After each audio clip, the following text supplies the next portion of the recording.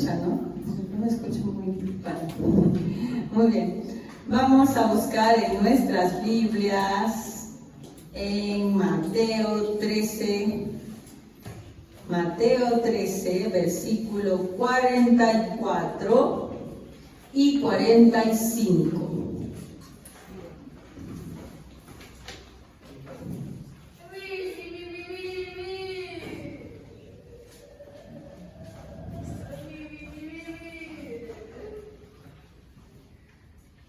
Pueden leerlo.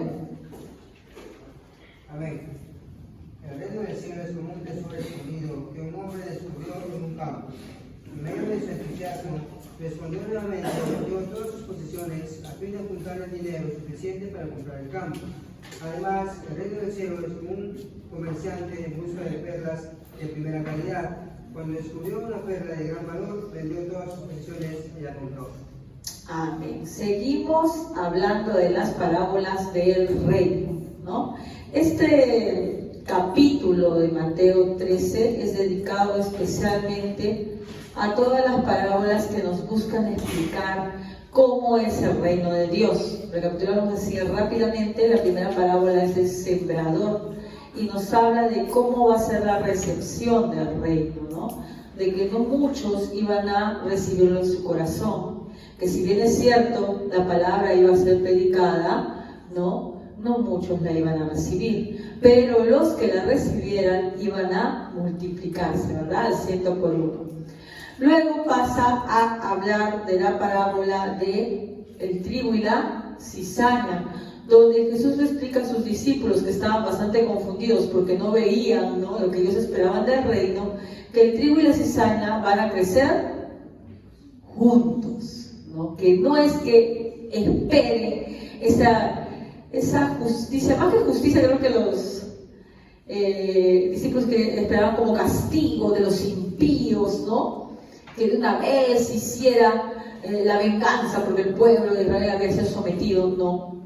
Entonces les hace ver que el reino de los cielos va a durar bastante tiempo y será solo Dios el que diga el final y en qué momento se va a recoger y se va a separar el trigo de la cizaña. Luego vimos la extensión del reino con dos parábolas. Primero la parábola del grano de mostaza, en donde identifica que el reino comienza por algo muy pequeño, ¿no? Algo que a los ojos de lo que vivían en esa época fue insignificante. 12 personas, ¿no?, que fueron los discípulos de Jesús, que no tenían ni estudio ni nada, salvo el último que fue Pablo, ¿no?, que a él, como él mismo se describe, y a mí el último como abortivo, dice, ¿no?, porque él no se consideraba a la par que los apóstoles. Pero sin embargo el reino se extiende en gran manera, lo cual se ejemplifica con el árbol, ¿verdad?, que crece de este grano de mostaza. Luego pasamos a la parábola de ¿qué cosa, hermanos? No, esa es de la levadura, la que vimos la semana pasada, ¿no? De cómo esta levadura va, como explicamos ese día, ¿no?, se adentra en la masa, se mezcla con esa masa, pero sin embargo conserva para lo que es su naturaleza, ¿no? Y hace crecer esa masa, ¿verdad? Hace un cambio en esa masa, extiende, influye de tal manera que genera cambio, y es como el reino de los cielos ha influenciado desde la época de Jesús, ha crecido, ha influenciado a todo el mundo.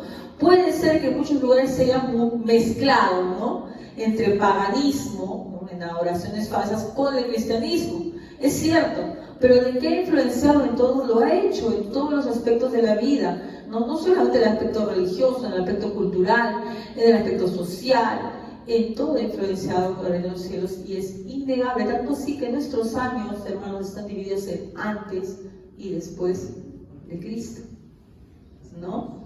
Lo que puede hacer ahora, en la actualidad, esa generación que ya, quiere ir dejando de lado el cristianismo, pues no puede borrar tantos años de historia.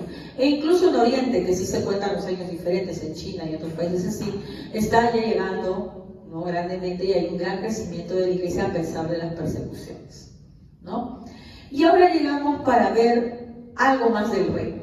Con esta parábola, estas dos parábolas chiquititas de un versículo cada uno, Jesús va a explicar otro aspecto más del reino. Eso lo voy a decir al final, pero vamos a comenzar a ver qué trata de transmitir ahora Jesús con estas dos parábolas, ¿no?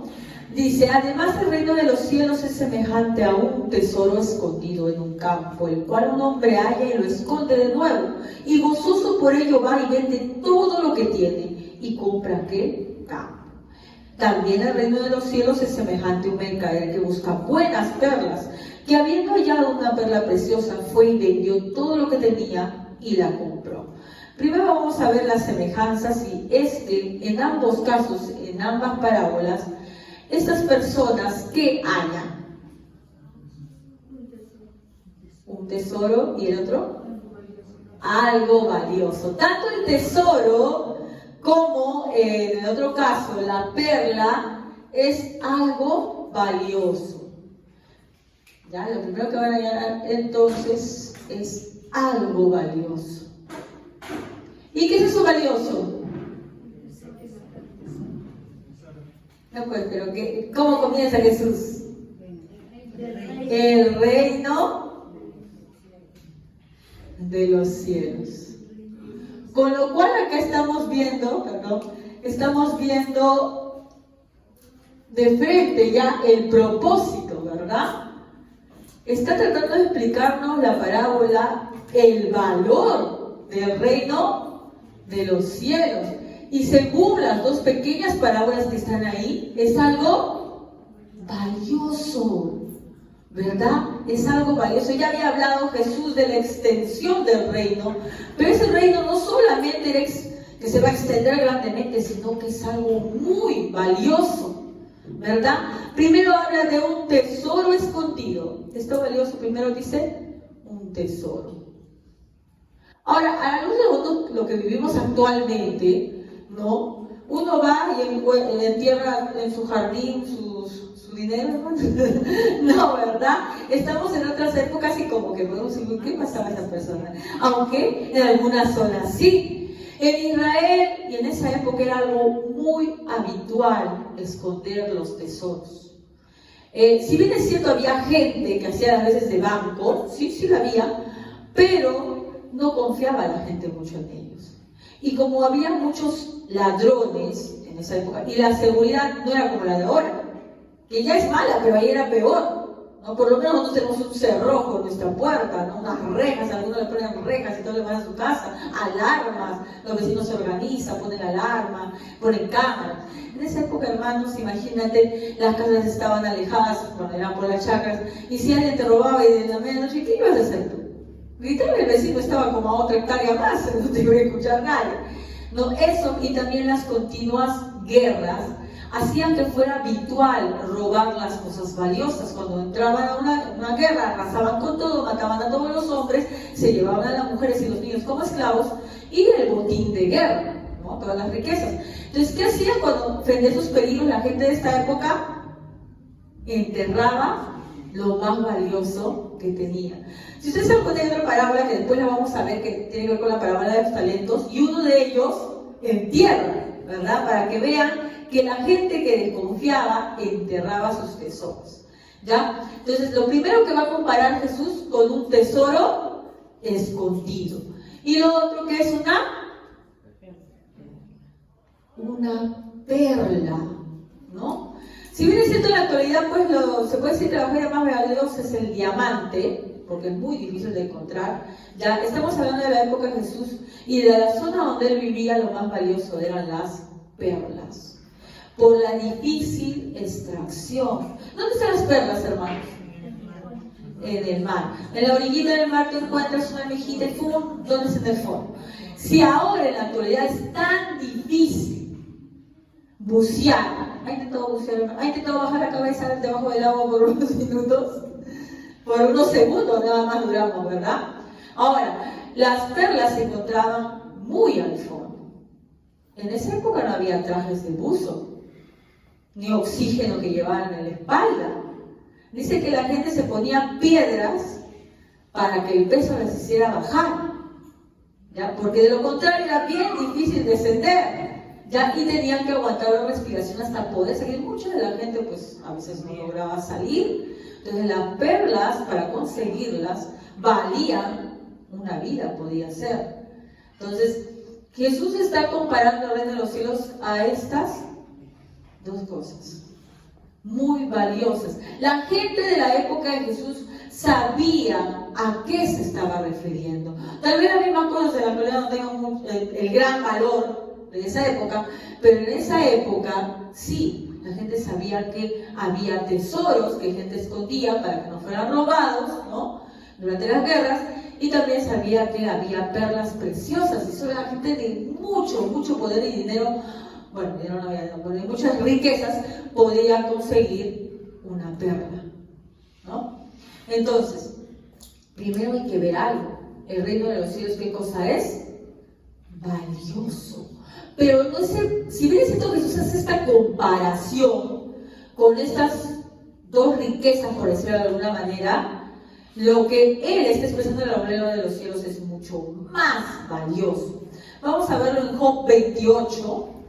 Buscamos Job 28, por favor. Job 28.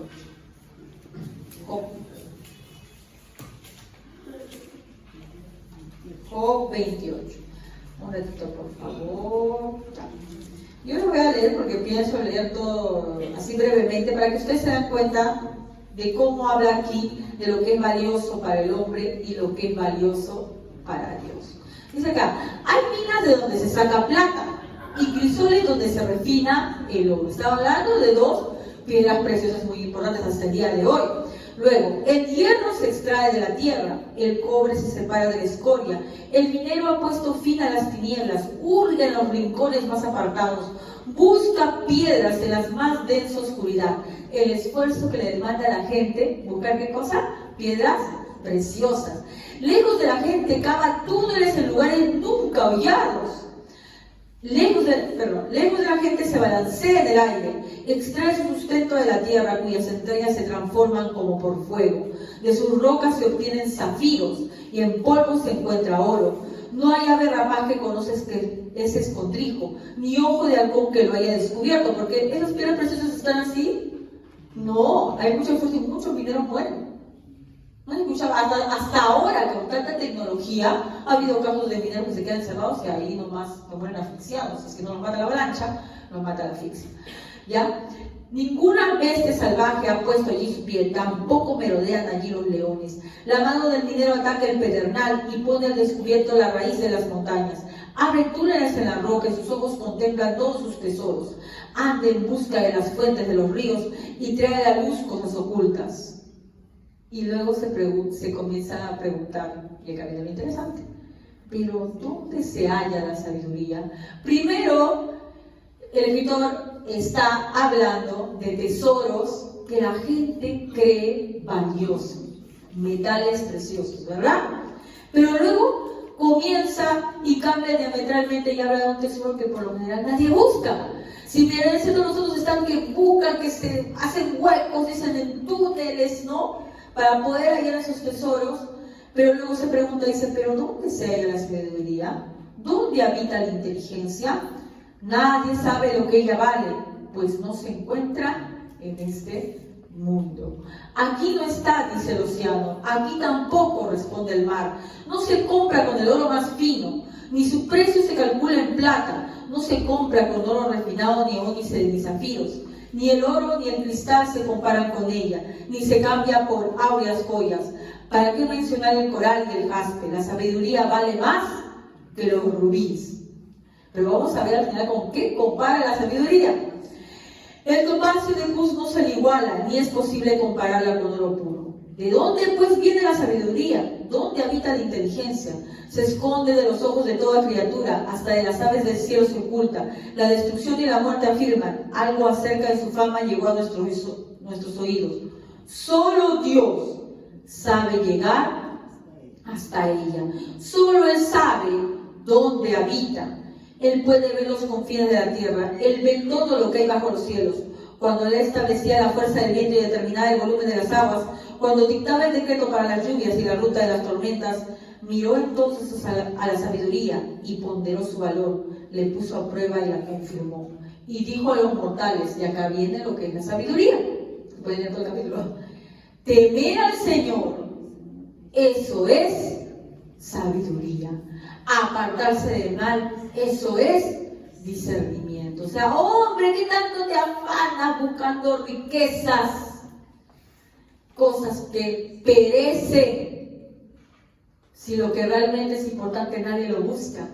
Y eso es la sabiduría. Pero no estamos hablando de sabiduría humana, ¿no? De sabiduría o se confunde por lo general con inteligencia, con que saber mucho de temas. No está hablando de esa sabiduría. Está hablando de la única verdadera sabiduría, que es el temor a Dios, ¿no? Y podemos compararlo con el reino de los cielos. Porque los hijos del reino de los cielos temen o no temen. Temen a Dios. Si no hablamos de temor, uy, qué miedo, no. Sino un respeto a Dios, ¿verdad? Entonces, acá podemos ver esto, del 1 al 28. ¿Qué realmente es lo valioso y qué no lo es? Pero el hombre natural puede ver el valor del reino de los cielos. Entonces acá, el mundo no aprecia su valor. No espere que el mundo aprecie el valor. Ese tesoro escondido y esta perla nos está hablando del reino de los cielos, pero a nivel personal. Para la gente no va a ser percibida. Para la gente que se pierde no lo entiende. No lo ve valioso. Lo llama locura. ¿Eso para qué sirve? ¿Qué tanto pierden el tiempo ustedes? Vamos a buscar 1 Corintios 2:14. Ahora sí quiero que me ayuden, por favor, hermanos. 1 Corintios 2:14.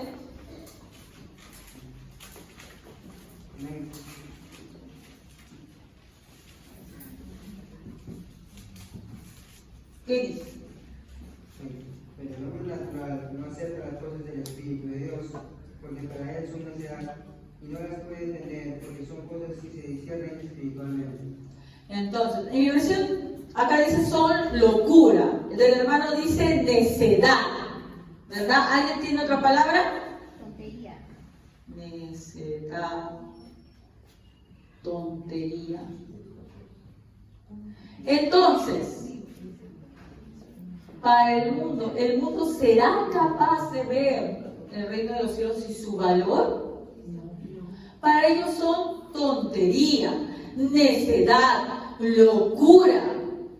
¿Cuántas veces hemos escuchado a la gente, qué andas perdiendo tu vida ahí? ¿Por qué no disfrutas de la vida?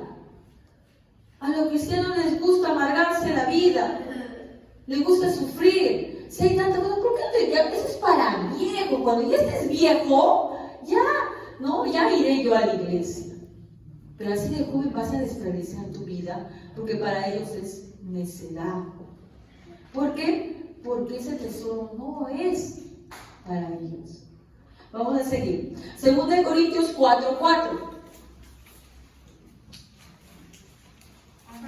Hasta donde yo sé, no he hecho nada malo, pero no por eso soy inocente. El Señor es quien me juzga. ¿Es 2 Corintios 4:4? A ver, por ahí, por favor. Tranquilos. En las cuales el Dios de este siglo cegó el entendimiento de los incrédulos para que no nos resplandezca la luz del evangelio de la gloria de Jesucristo, el cual es la imagen de Dios. ¿Están cegados por quién? En el mío dice por Satanás. Ajá, exacto. El Dios de los Ya. Están cegados, por eso no es capaz de verlo. Las personas del mundo no son capaces de ver la gloria de Dios, la importancia y el valor de su reino, porque están cegados. Ahora, ¿cómo los ciega Satanás? ¿Cómo los ciega? ¿Que le pone una vendita para que no vean? ¿Cómo los ciega?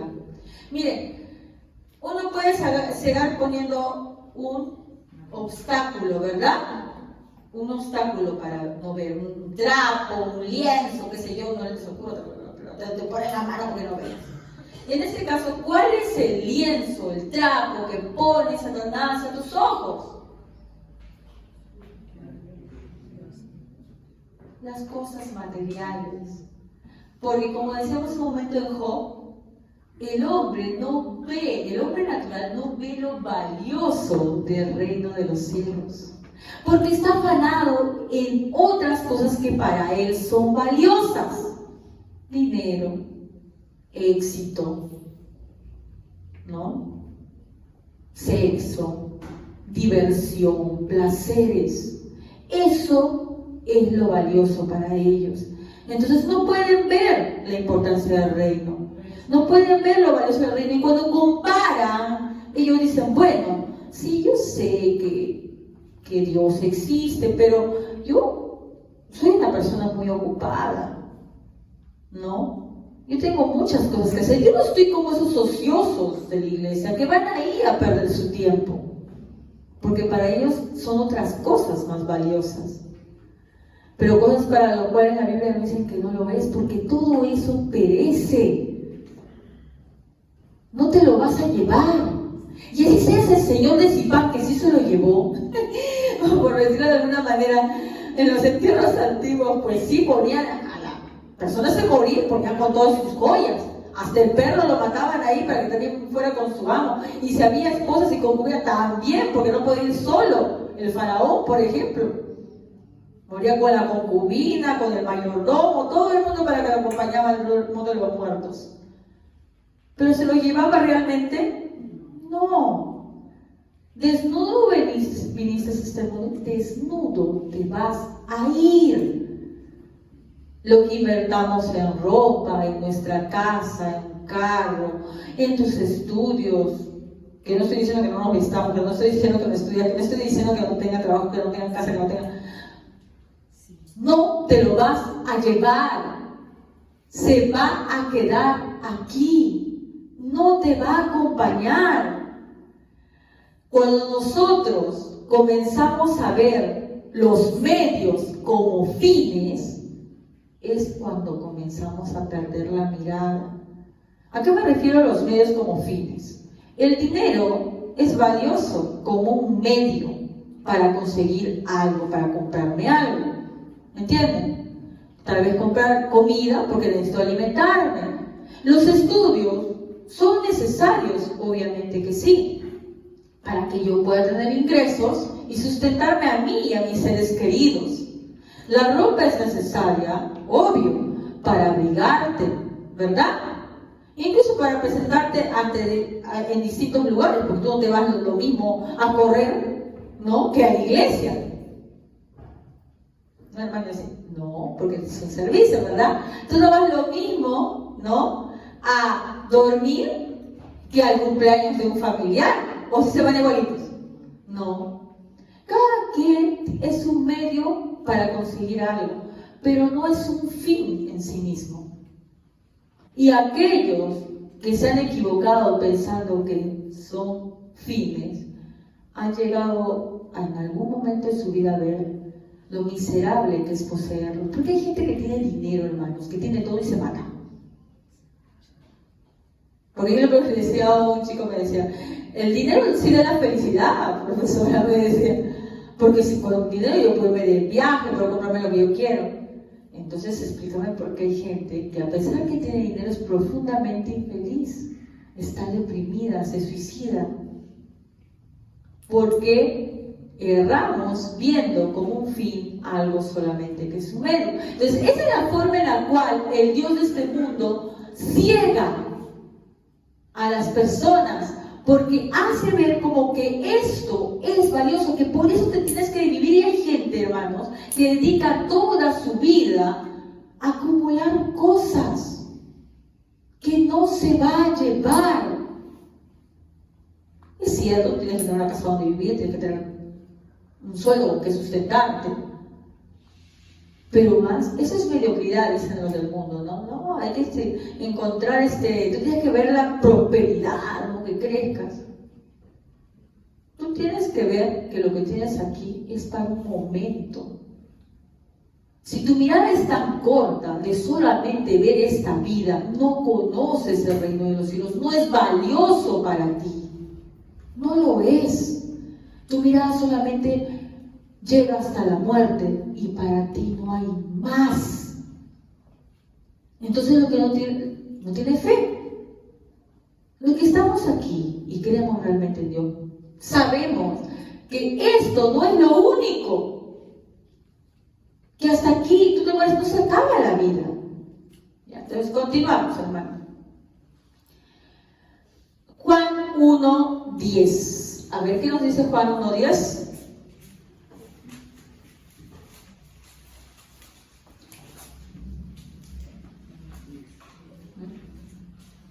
Amén.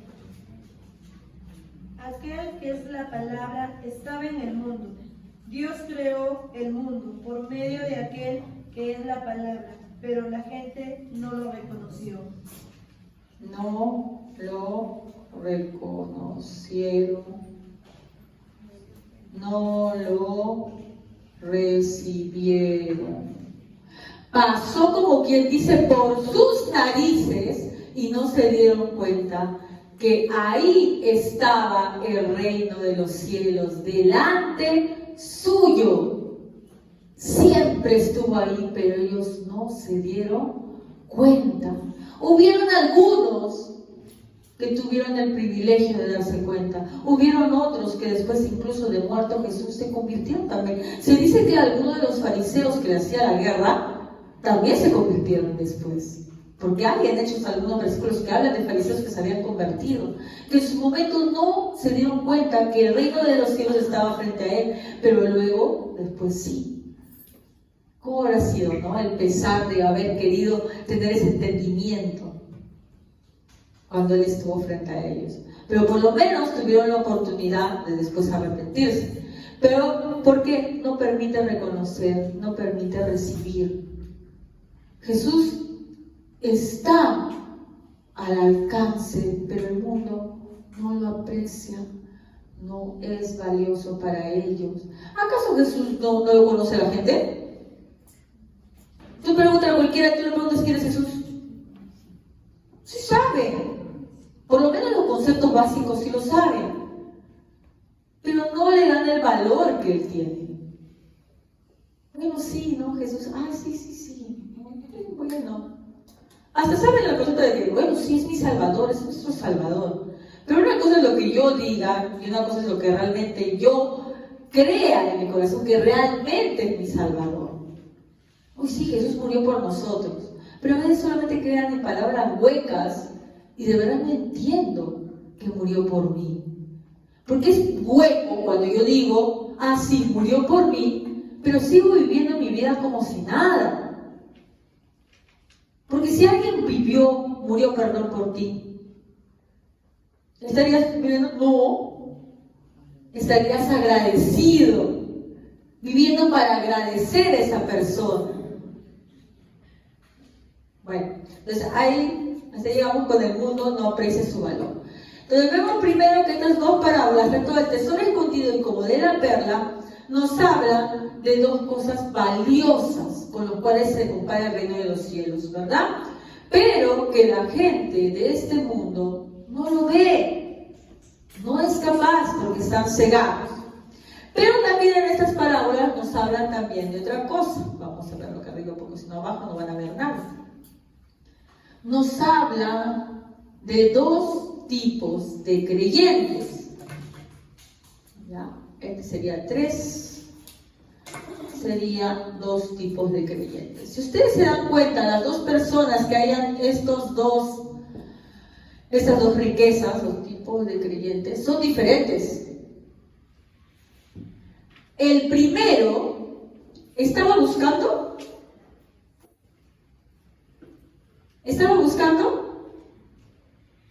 O sea, fue por el campo y dijo, es mi momento, voy a buscar un tesoro. Y estaba con hay unas cositas que para buscar metales.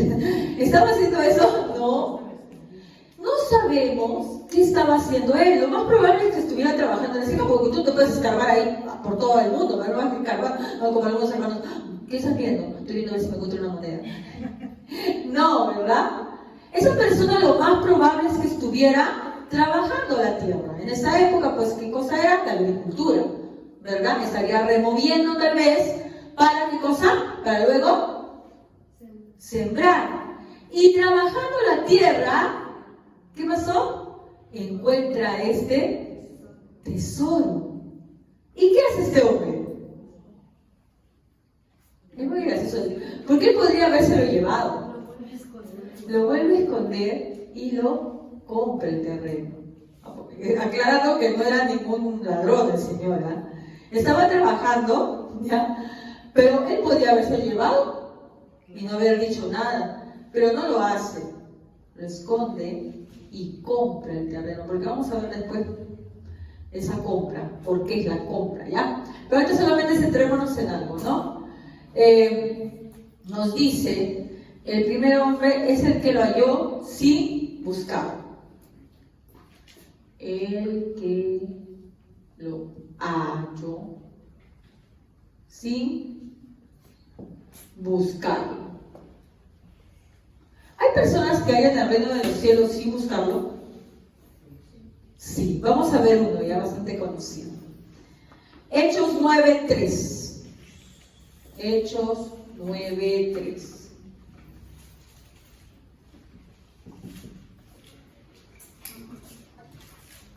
Amén.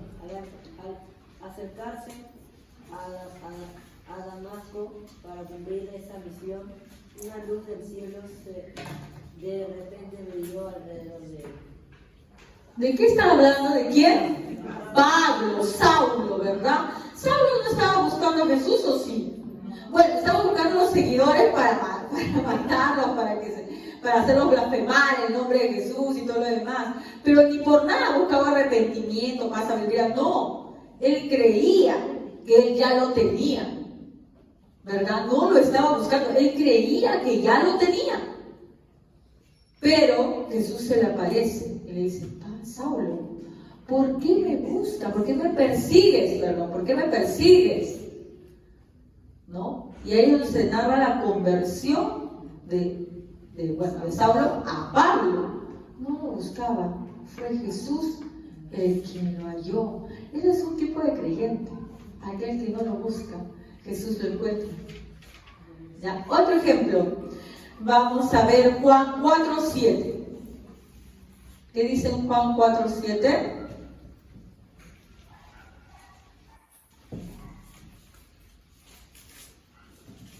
Que lo encontraron, lee.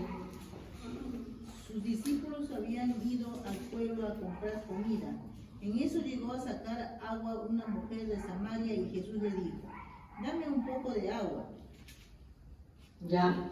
¿Qué había llegado a ser la mujer? Estaba buscando a Jesús porque había escuchado que el maestro estaba ahí dando la palabra y dijo, voy a aprovechar y voy a acercarme a escuchar la palabra del Señor. ¿Qué fue a hacer la mujer? Fue a sacar agua. Ni por acá le pasó nada. Porque muchas personas en sus plenas labores, en sus quehaceres, ni buscándolo están tal vez en sus estudios, en sus trabajos, pero Jesús se les presenta. Y esta mujer es un ejemplo de eso. No lo buscaba. Jesús lo halló. La halló y regresó redimida a su casa. Y fue su transformación tan abrumadora que ella regresa y es la primera que predica. Porque ese pueblo de ella se convierte gracias a la predicación de esta mujer. ¿Ya? Otro ejemplo. A ver, Juan 9:1. Juan 9:1. Al pasar Jesús vio a un hombre ciego de nacimiento. Ya, hasta ahí. Este ciego de nacimiento, por si acaso, no es ese ciego que decía Jesús, hijo de David, no, porque ese sí lo estaba buscando. Ese sí sabía, ya, había escuchado. Este no, este dice que simplemente pasaba por ahí. ¿Y lo vio? No, porque él no veía. Jesús lo ve, claro, o sea, buscándolo no estaba ciego, simplemente estaba pasando por ahí. Y es Jesús que lo ve, y encima sus discípulos, todos así como eran ellos, dicen, Jesús, ¿quién pecó? ¿Este o sus padres? Y miren lo que dice Jesús para decir, mira cómo él busca. No, ni él ni sus padres. ¿Para qué dice? Para que vean la gloria de Dios. Jesús había hecho que todo eso suceda para que en ese momento frente a sus ojos se viera la gloria de Dios. Y se sabe que eso, bueno, porque hay muchos personajes que Jesús curó y no necesariamente se convirtieron, no alimentó, ¿no? Pero este ciego después da testimonio de él, cuando es llamado por los fariseos, acusado, ¿quién? Tú estás mintiendo, tú seguramente no eras ciego, le dice, tú eres un mentiroso. Y él dice, mire, y además ese hombre es pecador, le dice, ¿no? Seguramente tú estás alineado con él, ¿no? Si es pecador, yo no lo sé, pero yo solamente sé que me juró. Y luego les da una cátedra incluso, porque les dice, nadie pecador hace lo que ustedes han visto, ¿no? Que me ha abierto los ojos, ¿ya? Entonces, esta persona no estaba buscando a Jesús, estaba viviendo en su miseria, totalmente ciego, cegado por una enfermedad, no estamos cegados por otras cosas. Y Jesús lo halla. No buscaron, fueron hallados. Pero también hay otro tipo de creyente, el que le ha buscado con esmero. Vamos a buscar Hechos 8:28.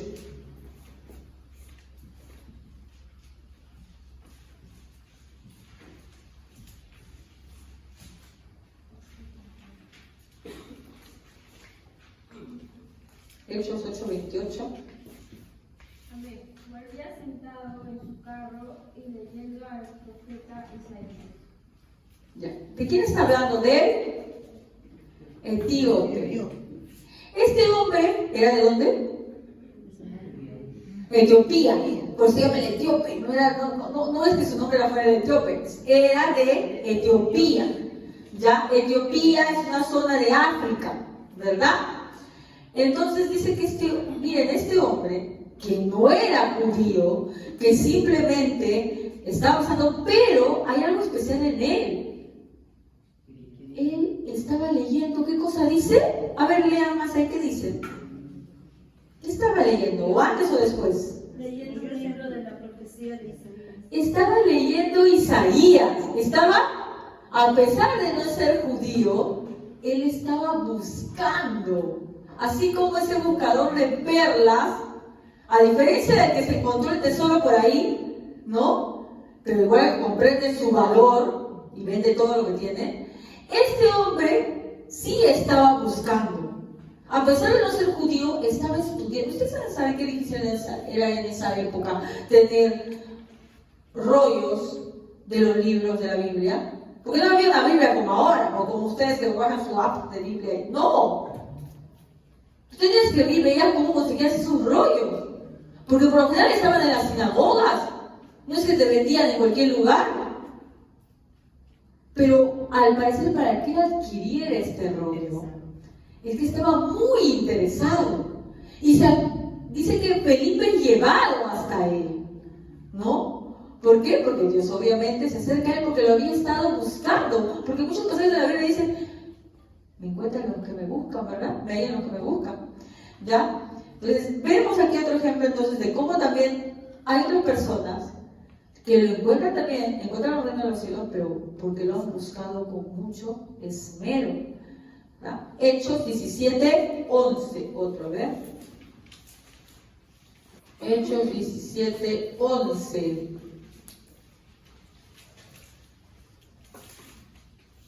Los judíos que vivían en esa ciudad eran más buenos que los judíos de Tesalónica.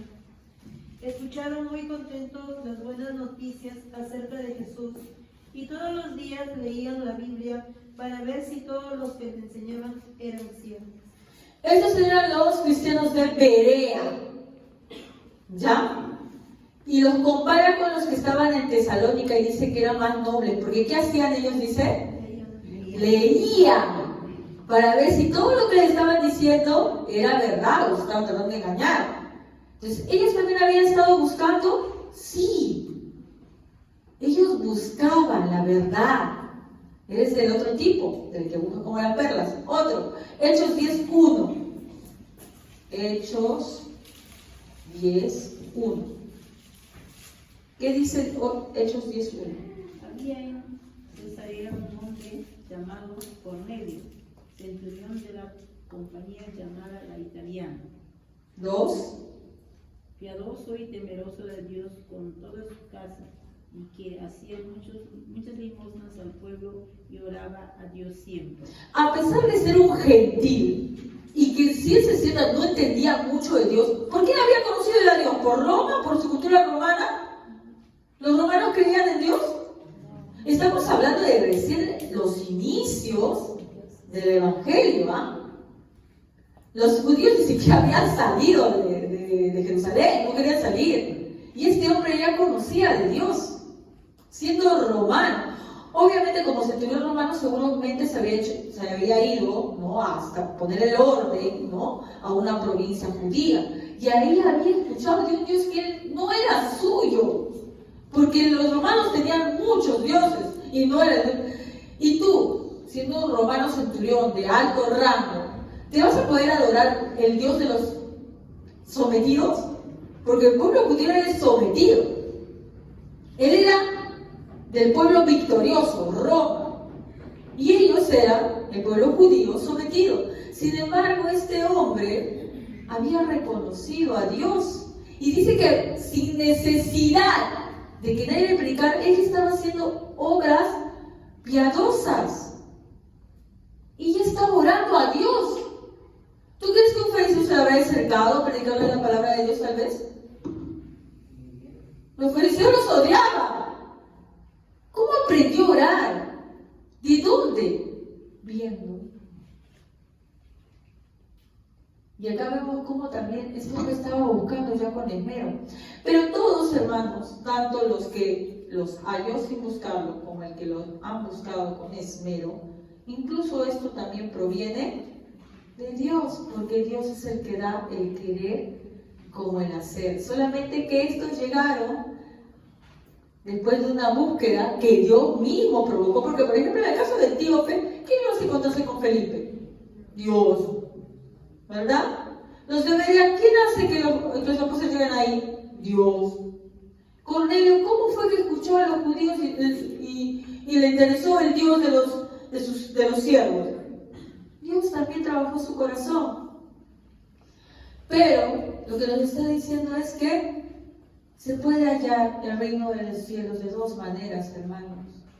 Hay personas que nunca en su vida le interesa a Dios, pero Dios los encuentra y los trae. Y hay personas que hemos crecido en la iglesia y recién lo encontramos después de mucha búsqueda de años, porque como hemos dicho siempre, tú puedes estar desde nacimiento en la iglesia y no haber nacido de nuevo, pero llega el momento en que Dios se acerque a ti y se te va a revelar.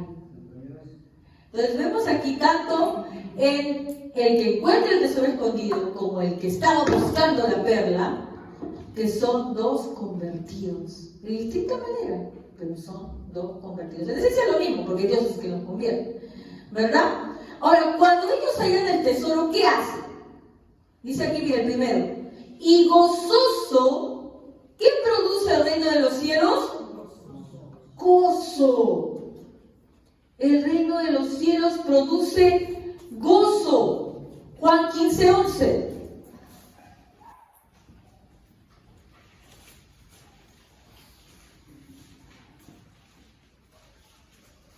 Juan 15:11. Estas cosas os he hablado para que mi gozo esté con vosotros y vuestro gozo sea cumplido. Gracias. Primera de Juan 5:13.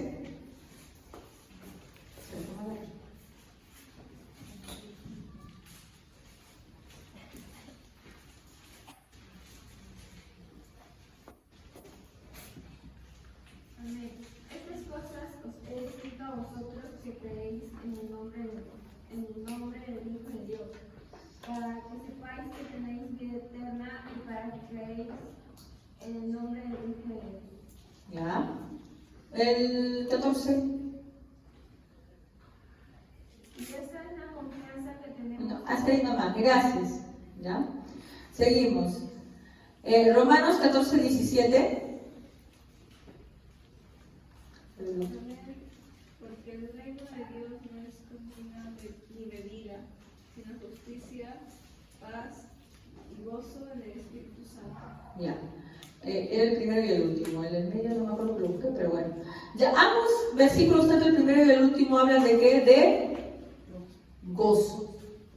¿No? El primero dice, estas cosas les he escrito para que sientan alegría, gozo. O sea, ¿qué les ha escrito? Esta carta, para que sientan gozo. ¿Les llena de gozo leer la palabra de Dios?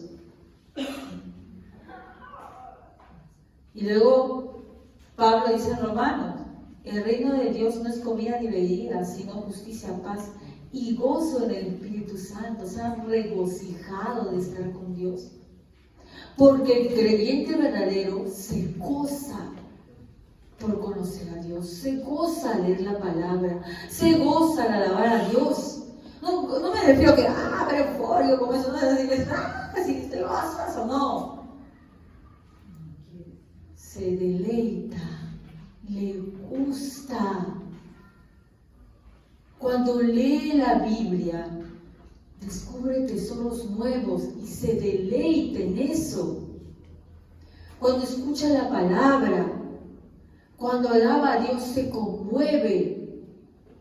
Sí es cierto que las cosas de este mundo también, incluso hasta los creyentes, a veces no nos ciegan, porque Dios no lo permite, pero sí como nos pone medio tontos y nos olvidamos de cuál es el gozo de Dios y nos quedamos obnubilados por el gozo de este mundo, ¿no? Pero el creyente verdadero sabe probar el buen vino. Sí, es cierto, tristemente estamos en este mundo y a veces probamos vinos de cuarta. Nos olvidamos y probamos esos que viven contaminados, que le echan más agua que, ¿no? Pero el creyente verdadero sabe conocer un buen vino. No me estoy refiriendo a bebidas alcohólicas, hermano, sino que es cierto, a veces nos olvidamos por muchas cosas, ¿no? Tal vez nos dejamos llevar por algo que nos gusta en este mundo. No sé, qué sé yo, comprarnos ropa, ir a una reunión, divertirnos con música y todo lo demás. Pero inmediatamente después que ve a su Dios se da cuenta, no, esto es mucho más valioso. Gloria al Señor. Esto sí me produce verdadero gozo. Y sabe hallar esa diferencia.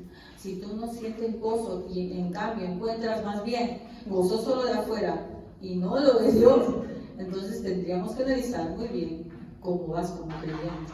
Gloria al Señor.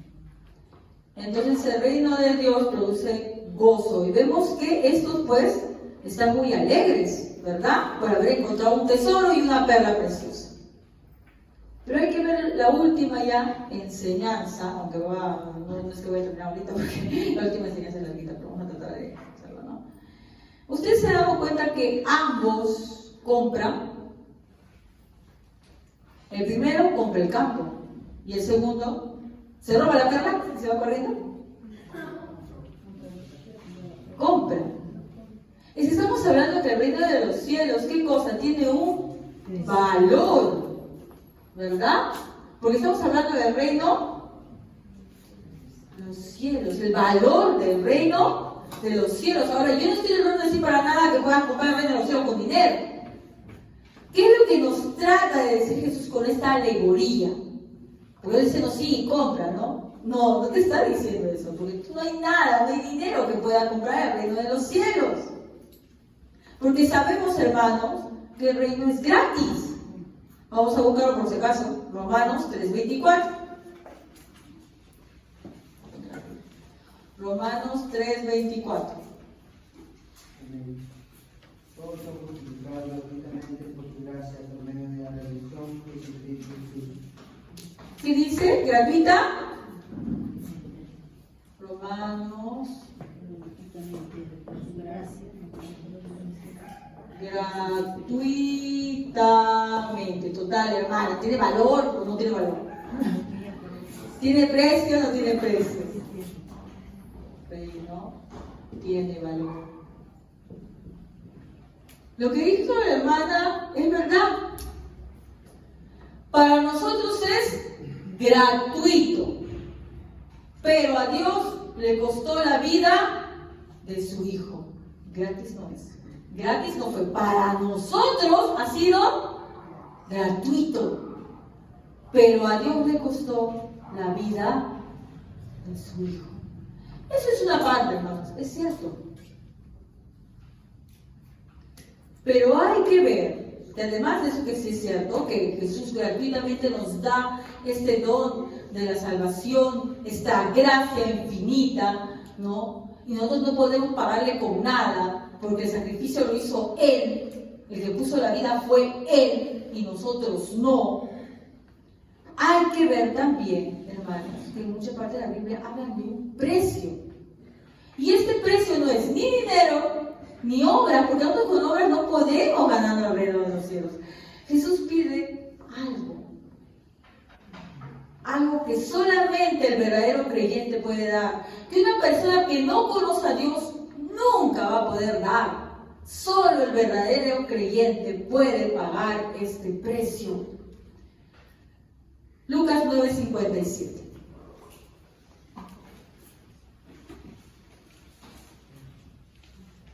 Lucas 9:57 al 62. Alguien con voz fuerte, por favor. Amén. Mientras ellos iban por el camino, uno le dijo: te seguiré a donde quiera que vayas. Las hojas tienen madrigueras, las aves del cielo nidos, le dijo Jesús. Pero el Hijo del Hombre no tiene dónde recostar la cabeza. Al otro le dijo: ve tras mí. Pero él contestó: Señor, permíteme que vaya primero a enterrar a mi padre. Deja que los muertos se entierren a sus muertos, le respondió Jesús. Pero tú, ve y anuncia por todas partes el reino de Dios. También otro dijo: te seguiré, Señor, pero primero permíteme despedirme de los de mi casa. Jesús le dijo: nadie que después de poner la mano en el arado mire atrás es apto para el reino de Dios. Gracias. Estamos viendo un poco el precio, porque los que son creyentes sí son capaces de pagar este precio. Y no estoy hablando de que nos salve hacer estas obras, es que simplemente al ser salvos no cuesta esas obras. No cuesta hacer eso. Simplemente fluye de ti porque eres agradecido con tu Señor. Miren lo que dice el primero: yo no tengo dónde ir, yo no tengo dónde dormir, yo no tengo casa. Los animales tienen dónde, cuevas, guaridas. El Hijo del Hombre no tiene dónde reposar. Cuando tú me sigas, no hay garantía que tengas un lugar seguro, un hogar material al que le llames casa. Al siguiente le dice, ¿qué cosa? Sígueme. ¿Y qué dice este? Déjame enterrar a mi padre. Su padre se dice, según los estudios, que no estaba muerto, sino que estaba esperando que se muera. ¿Para qué será? Herencia. O puede llamarme la herencia. Los que siguen a Jesús no ponen sus miradas en la riqueza. Un creyente no lo hace. Siguiente. Te seguiré, Señor, pero déjame despedirme primero de los que están en mi casa. Pone primero el reino de Dios antes que a su familia. Vamos a Mateo 10:37. Ahí es más directo. Sí, por favor.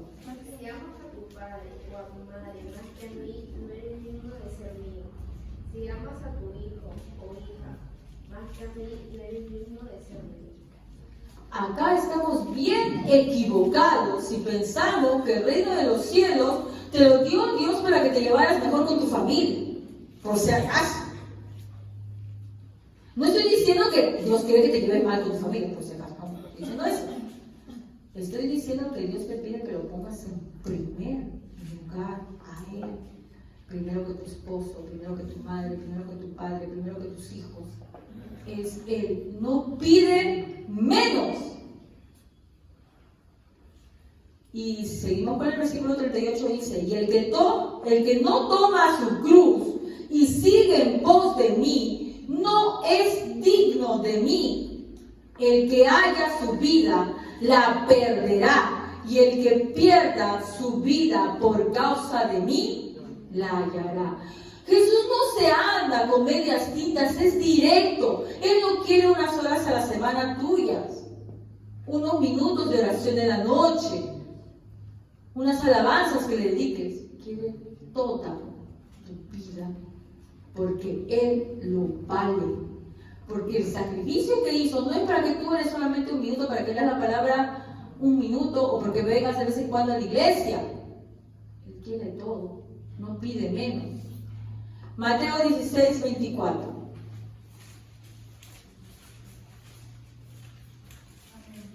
Luego Jesús dijo a sus discípulos: si alguno de ustedes quiere ser mi seguidor, tiene que abandonar su manera egoísta de vivir, tomar su cruz y seguirme. Niéguese a sí mismo.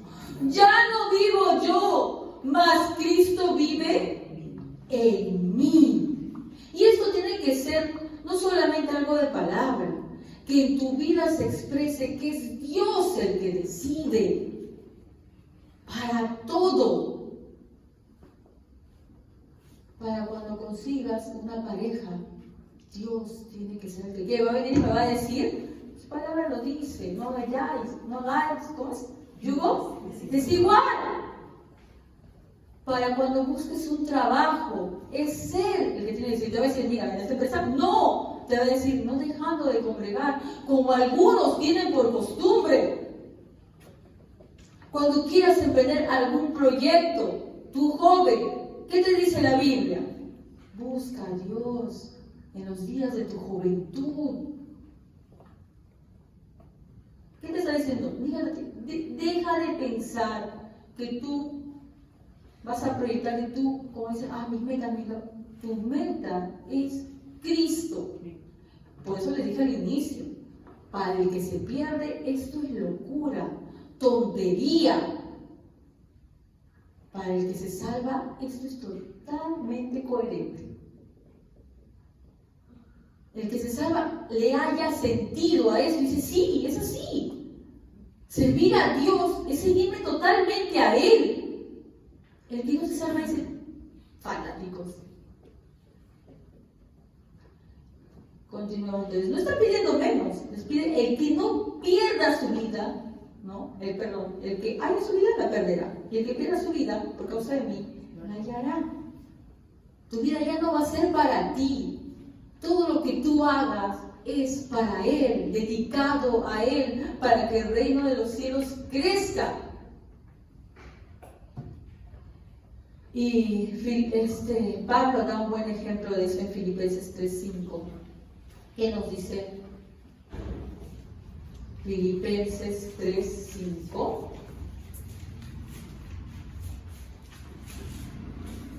Amén. Circuncidados los 8 días de nacer, del linaje de Benjamín, hebreo de hebreos, en cuanto a la ley fariseo, en cuanto al cielo perseguidor de la iglesia, en cuanto a la justicia de la ley, hallado que reflexivo. Continúa, 7:8 hasta el 8. Pero todo lo que para mí era ganancia, yo he estimado como pérdida por amor de Cristo. Y aún más, yo estimo como pérdida todas las cosas en vista del incomparable valor de conocer a Cristo Jesús, mi Señor. Por él lo he perdido todo y lo considero como basura a fin de ganar a Cristo. Bueno, en realidad la palabra no es basura, es estiércol. ¿Qué quiere decir? Excremento. Pablo tenía, él no habla de sus riquezas porque a él nunca le importaban las riquezas, incluso siendo una persona que no creía en Dios, ¿no? El Dios verdadero, él nunca le interesaban las riquezas, pero lo que sí le gustaba era su sabiduría humana, ¿no? Él se preciaba de ser judío de nacimiento, de la tribu de Benjamín, que era fariseo de fariseos, dice ahí, circuncidado. Pero cuando conoce a Dios, al verdadero Dios, él dice, todo esto para mí es estiércol, es basura. El creyente verdadero, cuando ve a su lado el ser hijo de Dios y el obtener sus bienes en este mundo, siempre lo otro le va a parecer muy poca cosa para perder su tiempo en eso, y lo más valioso para él va a ser Dios, siempre, en todo momento. Entonces Pablo dice, todo lo que he mencionado anteriormente lo estimo como basura. ¿Pero por qué? Consigo como pérdida todas estas cosas en comparación con lo incomparable que es conocer a Cristo, mi Señor. Por su causa lo he perdido todo y lo tengo por basura a fin de ganar a Cristo. Dice que el reino de los cielos no es para cobardes, hermanos, no es para tibios, es para valientes. Vamos a cerrar con un versículo, Mateo 11:12.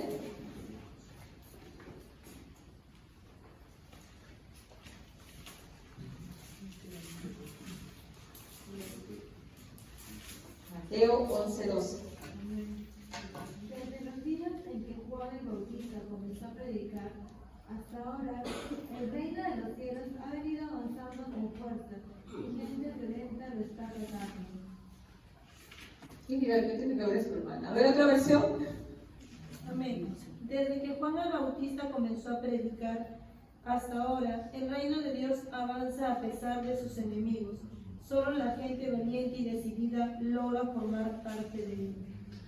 ¿Tú crees que es fácil poner en primer lugar a Dios? No, vas a tener que enfrentar.